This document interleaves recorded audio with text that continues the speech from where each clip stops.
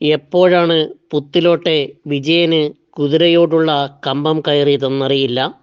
ചിലപ്പോൾ അത് ചെറുപ്പം തൊട്ടേ ഉണ്ടാകാം. നസീറും ജയനുമൊക്കെ കുതിരപ്പുറത്തേറി സിനിമയിൽ നിറഞ്ഞാടിയ കാലത്ത് വിജയന് നന്നേ ചെറുപ്പമായിരുന്നു. ചിലപ്പോൾ അക്കാലത്ത് മനസ്സിൽ കയറിപ്പറ്റിയതാകും. ഏതായാലും കുതിരക്കമ്പം മൂത്ത് ഒരു നാൾ വിജയൻ പാലക്കാട്ടേക്ക് വണ്ടി കയറി.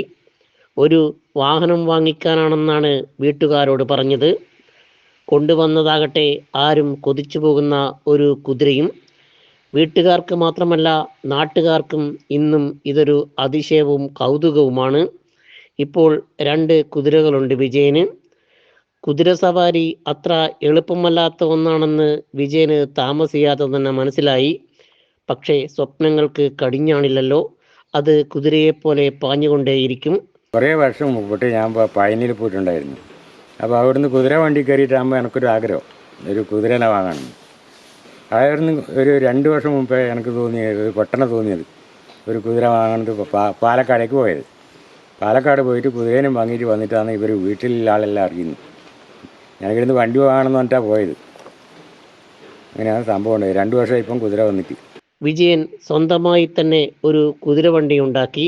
2 ആൾക്ക് ഇരിക്കാൻ പാകത്തിലുള്ള ഒന്ന്. പുത്തിലോട്ടിൻ്റെ ഇടവഴികളിൽ കൂടി യാത്ര ചെയ്യുന്ന വേളകളിൽ ഒരുപക്ഷെ നിങ്ങൾക്കും വിജയനെയും കുതിരവണ്ടിയെയും കണ്ടുമുട്ടാനായേക്കും. എന്നുകരുതി രാപകൽ ഭേദമന്യേ വിജയൻ കുതിരകളെയും കൊണ്ട് നടക്കുകയാണെന്ന് ആരും കരുതേണ്ടതില്ല. നല്ലൊരു കർഷകൻ കൂടിയാണ് വിജയൻ. കൂടാതെ 20ഓളം ആടുകളെ പോറ്റുന്നുമുണ്ട്. അതൊക്കെ ജീവിക്കാനാണെന്ന് മാത്രം. അപ്പോഴും കുതിരകളെ സ്നേഹിച്ച് കൊതി തീരുന്നില്ല വിജയന്. ചിലർക്ക് പ്രണയം പുസ്തകങ്ങളോടാണ്, ചിലർക്ക് പ്രണയം സിനിമകളോടാണ്, ചിലർക്ക് പ്രണയം വാഹനങ്ങളോടാണ്. എന്നാൽ പുത്തിലോട്ടെ വിജയന് പ്രണയം കുതിരകളോടാണ്. അങ്ങനെ വ്യത്യസ്തനായ ഒരു മനുഷ്യനാവുകയാണ് പുത്തിലോട്ടെ വിജയൻ. നെറ്റ്വർക്ക് ന്യൂസിന് വേണ്ടി സേതു നെടുമ്പ.